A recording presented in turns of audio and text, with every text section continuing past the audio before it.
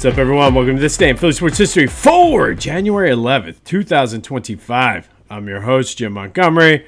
Welcome to a Saturday edition of the podcast. Saturday of Wild Card Weekend. Woke up to a dusting of snow. It's cold. Eagles Packers tomorrow. It's going to be a good weekend. Let's knock out some housekeeping. First, be sure to follow me on social media, Jimbo_Mont on Twitter and TikTok.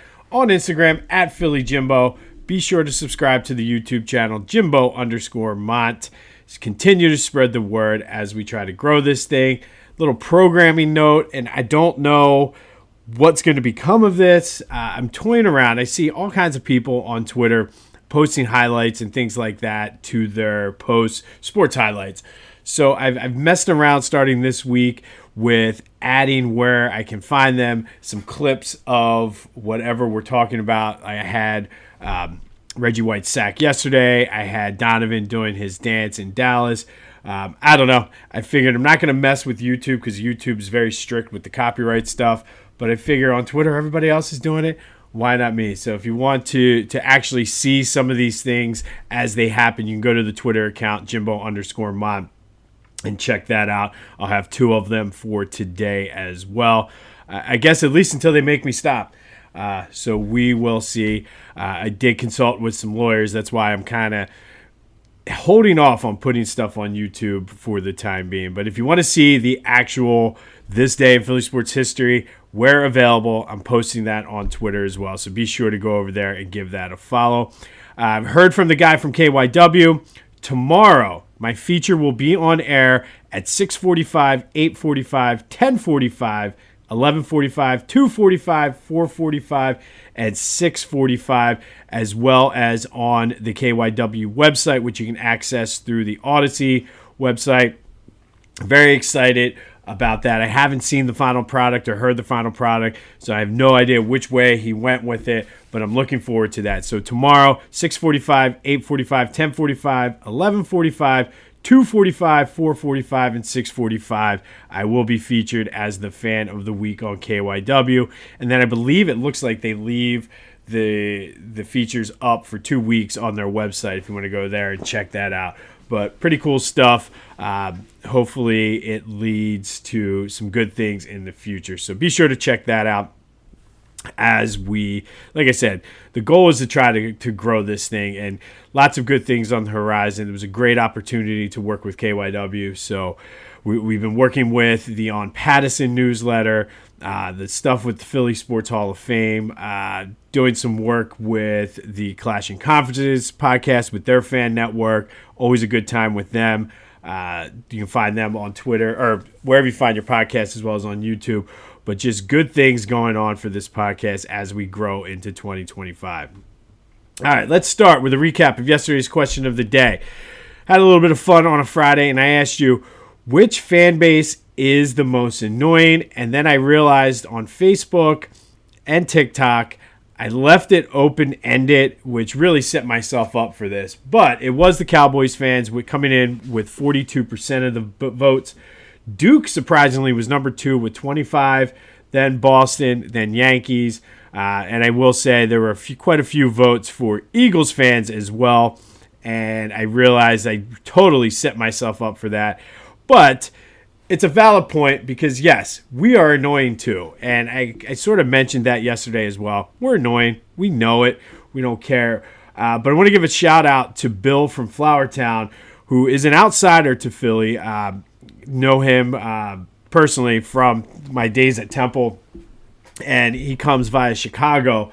And he basically wrote a nice little soliloquy on Facebook, but said sometimes Philly fans don't enjoy the process. Sometimes you need to step back. He mentioned things like when we have a good month, all of a sudden we want a parade, and then when things go in the tank, we tend to get upset. All of what he said was 100% true, and it was interesting seeing it from an outsider's perspective. However, I will say it is a different beast in Chicago in the Midwest than it is on the East Coast. But thank you, Bill, for participating and for your thoughts. But like I said, it was very nicely written. So if you're friends with me on Facebook, go check that out. He brings up a lot of valid points. And I do think sometimes we don't enjoy the process. He mentioned, and I've mentioned this on this podcast before too, we have the little brother syndrome when it comes to like New York and Boston. And I think we tend to want to be able to compete sometimes with those cities and amps our expectations up more than what we should. But thank you as always for participating in the question of the day. There will be another one later in the show. All right. Sixers, 123-115 lost to the Pelicans last night, a game they should have won, could have won. Yes, they were shorthanded, no Joe. This time it's not the knee. Apparently Nick Nurse said the knee is doing well. It's that sprained foot he suffered against Boston. But it's always something with this team. It's frustrating. Maxey had 30. Paul George had 25. Paul George is still struggling. Every time they suck me in. This happens. They didn't play any defense yesterday. I tried to watch it. It was flipping between that and the Ohio State-Texas game, and the Sixers, it was almost borderline unwatchable. But they are in action tomorrow against Orlando, which is a tougher matchup, and I think they have the Knicks. I forget who else. So it's a tough road coming up. Hopefully Joe can figure out what's wrong with his foot and get it going. But like I said, every time, like half tongue-in-cheek, made the analogy of Lucy in the football and the crazy ex-girlfriend. Yet, here we are. Every time I get sucked in, the same thing happens. Kind of manifest that into reality almost.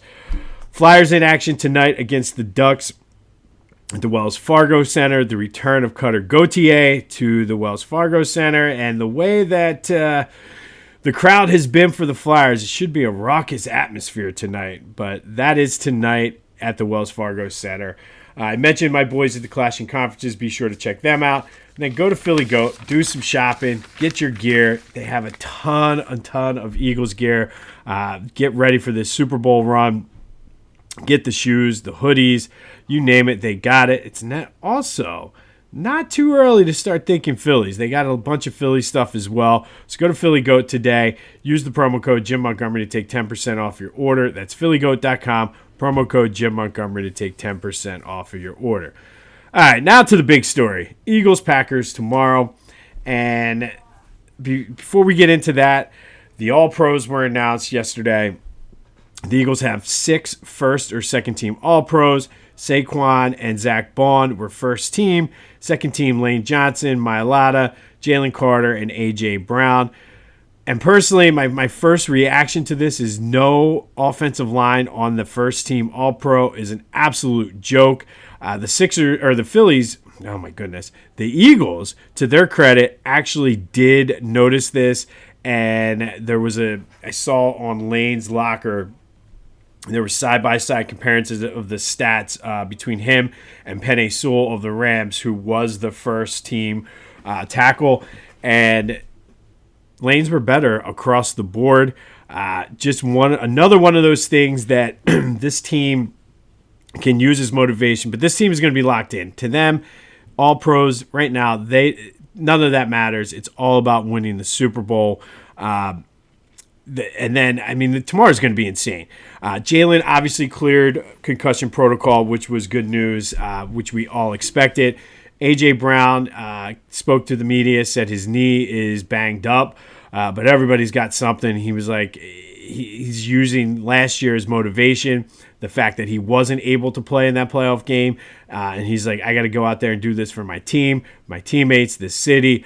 He's locked in. Got Eric Allen, who was just named as one of the finalists for the Hall of Fame election as the honorary captain. Got the Eagles putting out their hype videos, everybody else putting out their other hype videos. It's going to be insane. And this team is so focused. I love it. I started off the week kind of nervous, and I'm moving slowly. I'm not quite there yet, but I'm slowly thinking this could be a double-digit win for the Eagles. I think there's just the perfect storm of way to be motivated. Everybody's healthy, having that bye. This could be absolutely insane. And I highly recommend checking out the Eagles Hype video, as they always do a good job. They've come a long way from when they used to do the little cartoon things before each game, which were good in their own right. But Eagles-Packers tomorrow. I will have the 3 keys to the game. I've been working through that this week. Got a good sense on where I'm going. And like I said, I don't. Maybe I'm getting caught up in the hype. I don't know, but I'm leaning at this point toward possibly a double-digit just runaway like boat race. Not quite there yet, though. But we'll have more on the Eagles-Packers, including our 3 keys to the game tomorrow on the show. All right, today, we're done with the end of the road stuff. We're going to do a little Eagles doubleheader and 2 of the most iconic plays in Eagles postseason history. First, we're going to go back to 1981. And on this day in 1981, the Eagles beat the Cowboys 20-7 in the NFC Championship game at the Vet. Wilbert Montgomery's 42-yard touchdown run got the ball rolling for the Eagles and set the tone as the Eagles beat the Cowboys to go to their first Super Bowl in franchise history. Wilbert on the day ended up with 194 yards and a touchdown. The defense was outstanding, holding the Cowboys to 206 total yards, but Wilbert's iconic 42-yard touchdown run is the play from this game. And then fast forward to 2004, and this play, had the Eagles made the Super Bowl, I don't even think they had to win. Had they made the Super Bowl, this would have been the most iconic play in Eagles postseason history until the Philly special. On this day, it was 4th and 26, trailing 17-14 with 1:12 left in the fourth quarter. It was 4th and 26. Donovan stepped back, hit Freddie Mitchell over the middle for 28 yards for the first down. David Akers hit a field goal to send it to overtime. The Eagles got the ball in overtime, went 3 and out. And then Brett Favre threw a lollipop that Brian Dawkins intercepted, returned into Packers territory.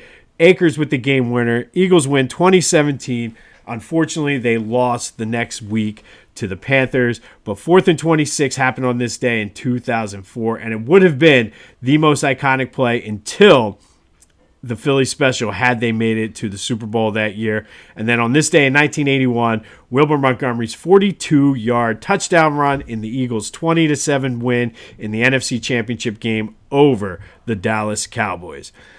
All right, sticking with our forgiveness for the New Year's in an effort to try to bring the good karma, release that negativity, work on our aura, all the positive vibes we need, like the feng shui, whatever you need to do to get it positive. And today we are forgiving former Eagles owner Leonard Tose. He was the owner before Norman Brayman. And today it's simple.